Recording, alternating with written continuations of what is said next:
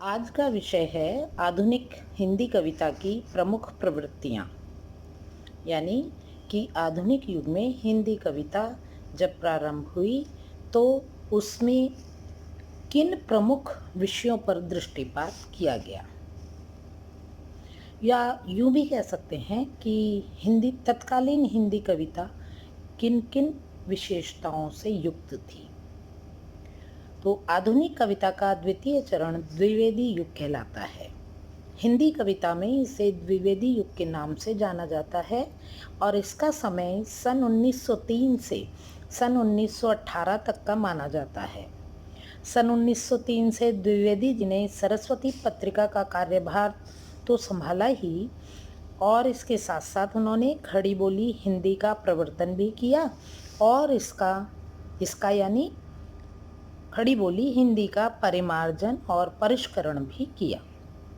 उन्होंने अपने युग के जिन प्रमुख कवियों का मार्गदर्शन किया उनके नाम इस प्रकार हैं: श्रीधर पाठक, शंकर सर्वस्व, मैथिली शरण गुप्त, गया प्रसाद शुक्ल स्नेही, राम नरेश त्रिपाठी, गोपाल शरण सिंह एवं सोहनलाल द्विवेदी आदि। अब हम इस युग की काव्य की प्रमुख प्रवृत्तियों पर दृष्टिपात करेंगे। तो यूँ तो मुख्य रूप से इस काल की प्रमुख प्रवृत्तियाँ 6 प्रकार की थीं, अर्थात इस काल में लिखी गई कविताएं जिनमें प्रमुख स्वर इन 6 प्रकार का था। पहला, राष्ट्रीयता की भावना; दूसरा, मानवतावादी स्वर की प्रधानता; तीसरा, नीति और आदर्श की प्रधानता; चौथा, नारी के प्रति सहानुभूतिपूर्ण आचरण; पांचवा, हास्य और व्यंग का पुट; और छठा और अंतिम, सभी काव्य रूपों का प्रयोग।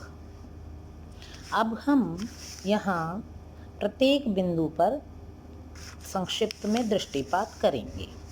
अब पहली विशेषता थी राष्ट्रीयता। बढ़ती हुई राजनीतिक चेतना तथा सांस्कृतिक पुनरुत्थान के परिणाम स्वरूप इस काल में राष्ट्रीयता की भावना प्रधान धारा थी। इस काल के प्राय सभी कवियों ने देशभक्तिपूर्ण कविताओं को जन्म दिया, और जिनमें शंकर सर्वस्व और श्रीधर पाठक की ये पंक्तियाँ दृष्टव्य हैं: देशभक्त वीरों, मरने से नेक नहीं डरना होगा, प्राणों का बलिदान देश की वेदी पर करना होगा। ये पंक्तियाँ शंकर सर्वस्व ने लिखी, जो कि देशभक्ति और राष्ट्रीयता की परिचायक हैं। वंदनीय वह देश जहाँ के देशी निज अभिमानी हों, बांधवता में बंधे परस्पर परता के अज्ञानी हों, धरती हिलकर नींद जगा दे। यानी कि श्रीधर पाठक ने ये कह करके अपनी राष्ट्रीयता अभिव्यक्त की, और मैथिली शरण गुप्त, उन्होंने धरती हिलकर नींद जगा दे, वज्रनाद से व्योम जगा दे, देव और कुछ लाग लगा दे। तो गुप्त जी ने यह कहकर तत्कालीन राष्ट्रीयता की पुष्टि की है। इस श्रेणी में दूसरा विशेषता रही मानवतावादी स्वर। ईश्वर का अवतार, राजा, सामंत, योद्धा, नायिकाएं आदि को ही अब तक कविता में स्थान मिला था, किंतु इस युग में सामान्य मानव को स्थान प्राप्त हुआ। हरिऔध जी की राधा समाज सेविका है, और इसी प्रकार ईश्वर को भी मानव रूप में चित्रित किया गया है। अगली विशेषता है नीति और आदर्श की प्रधानता। यानी कि इस काल की कविताओं में नीति और आदर्शवाद ही प्रधान था। भारत भारती में मैथिली शरण गुप्त जी ने लिखा: केवल मनोरंजन ना कवि का कर्म होना चाहिए, उसमें उचित उपदेश का भी मर्म होना चाहिए। इसी तरह से राम नरेश त्रिपाठी ने भी नीति और आदर्श की प्रधानता को व्यक्त करते हुए लिखा: गंध विहीन फूल है जैसे चंद्र चंद्रिका हीन। यानी कि गंध विहीन फूल है, फूल जो खुशबू देता है वो गंध विहीन है, और कैसा लग रहा है, जैसे चंद्रिका से रहित चंद्रमा।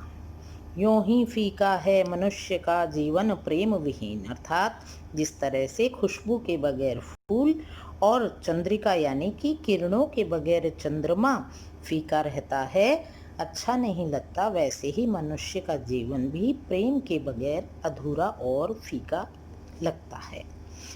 अगली विशेषता थी नारी के प्रति सहानुभूति। इस युग की कविताओं में युग युग की उपेक्षिता नारी के प्रति सहानुभूति का स्वर सुनाई देता है। उदाहरण के लिए गुप्त जी की ये पंक्तियाँ, ये तो सर्वविदित है नारी के प्रति सहानुभूतिपूर्ण जो है अभिव्यक्ति का। अबला जीवन हाय तुम्हारी यही कहानी, आंचल में है दूध और आंखों में पानी। पांचवें प्रकार की विशेषता रही इस युग का हास्य और व्यंग प्रधानता। द्विवेदी युग में हास्य व्यंग की प्रवृत्ति देखने को मिलती है। बाल मुकुंद गुप्त ने वायसराय कर्जन को अपने व्यंग का पात्र बनाया और इसी तरह से नाथुराम शंकर भी इस युग के श्रेष्ठ व्यंगकार हुए हैं। तो द्विवेदी युगीन हिंदी कविताओं की पांचवी प्रमुख प्रवृत्ति हास्य और व्यंग मानी जाती है।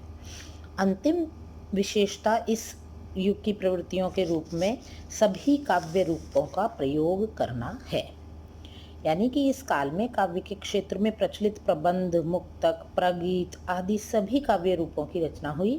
प्रबंध काव्यों में प्रिय प्रवास, साकेत, रामचरितमानस, चिंतामणि, खंड काव्यों में जयद्रथ वध, सिद्धराज प्रसाद कृत प्रेम पथिक, सियाराम शरण गुप्त का मौर्य विजय तथा रत्नाकर ने प्रबंध मुक्तक उद्धव शतक की रचना की।